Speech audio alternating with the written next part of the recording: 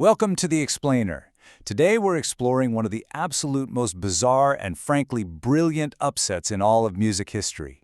If you're fascinated by how tiny, seemingly disconnected little events can just completely topple giants, well, you're in exactly the right place.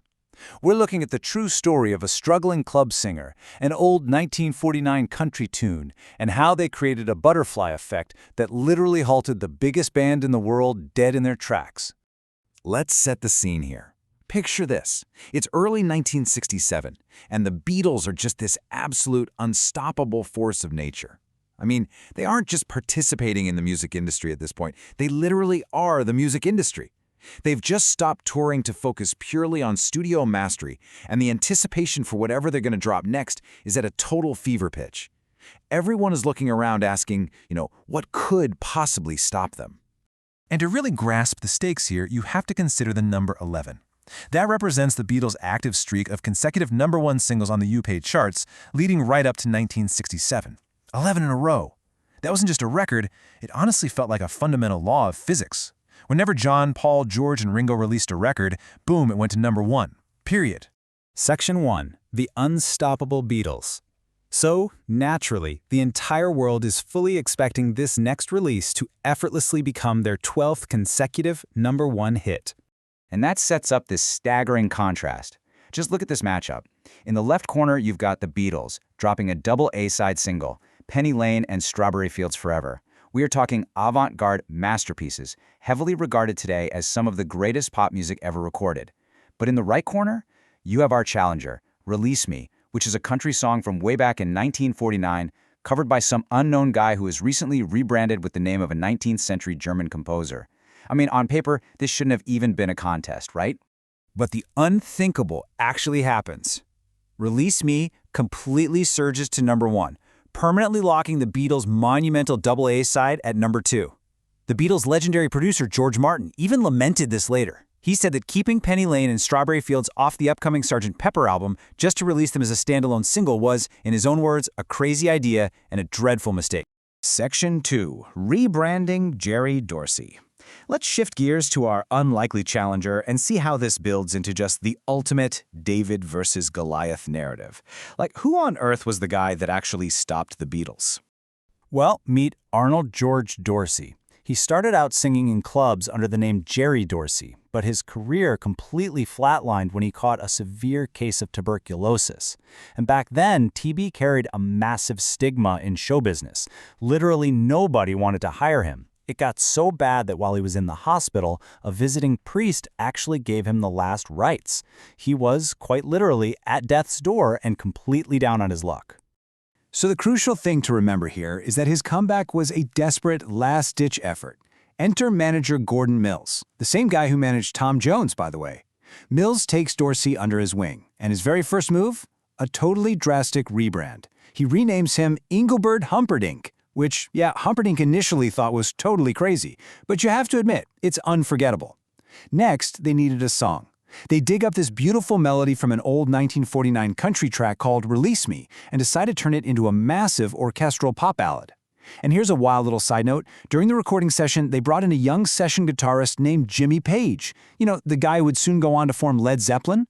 Apparently, Page found the session so incredibly boring that he literally sat there playing pocket chess between takes.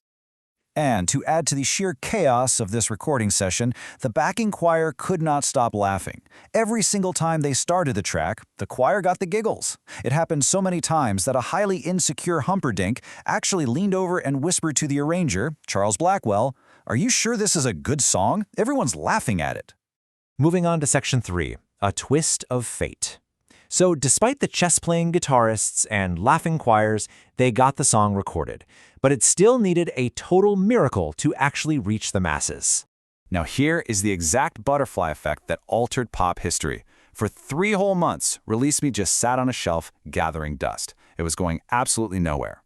But then, a totally random twist of fate. A popular TV performer named Dickie Valentine gets sick and has to cancel his appearance on Sunday night at the London Palladium. And just for context, that was Britain's absolute most-watched TV variety show at the time. So Humperdinck gets tapped as a frantic, last-minute replacement to go out and sing his unreleased song on live television. The impact of that one single TV performance was just an overnight explosion. The very next day, 80,000 copies of Release Me were ordered by an audience that was absolutely captivated by his performance. The spark had officially caught fire. Section 4. The Bizarre Copyright Maze. Now, we have to take a really wild detour into the actual origins of Release Me, because the song that made Humperdinck an absolute superstar, it was actually tangled in this crazy web of deceit. So the song was originally written way back in 1949 by these country writers Eddie Miller and Robert Yount.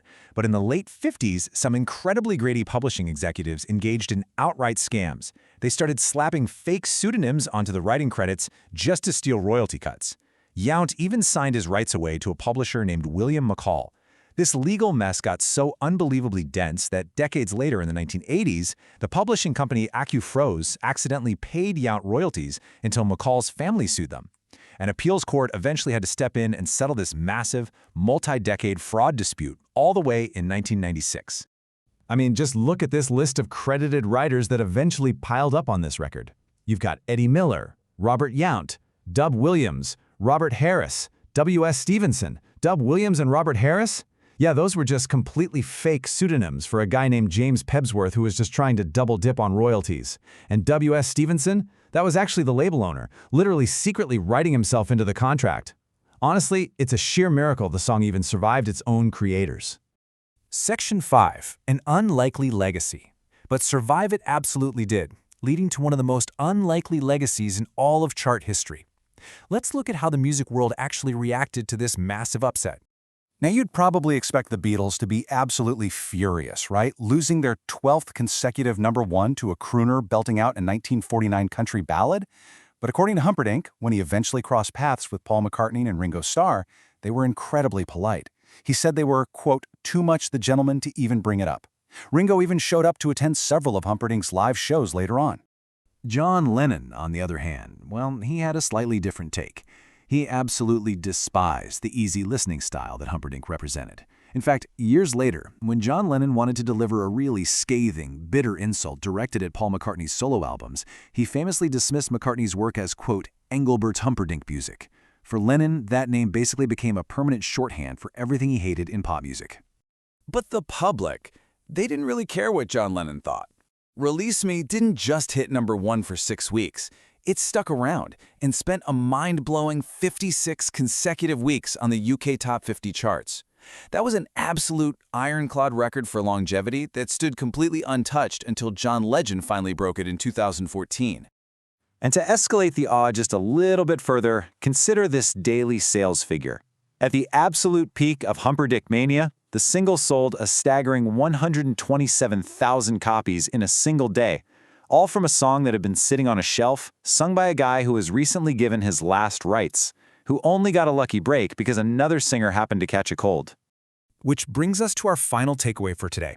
History's absolute biggest upsets often come from the most unlikely forgotten corners. A flawless, seemingly unstoppable streak built by the greatest band of all time was brought down by a guy who was honestly just happy to have a gig.